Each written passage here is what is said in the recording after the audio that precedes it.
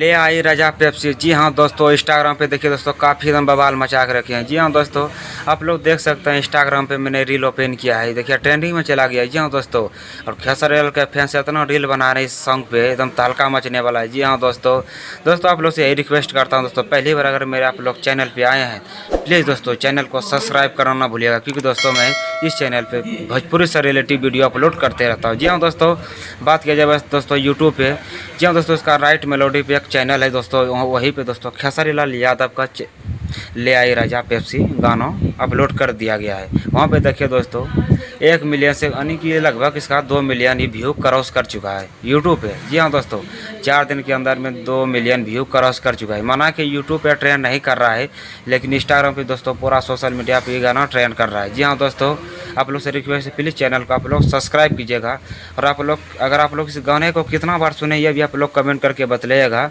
कि ले आई राजा पेप्सी या कितना बार आप लोग गाना सुने, यह सॉन्ग कैसा लगा आप लोग कमेंट करके ज़रूर बताइएगा, क्योंकि इस गाने को मैंने तो बहुत बार सुना।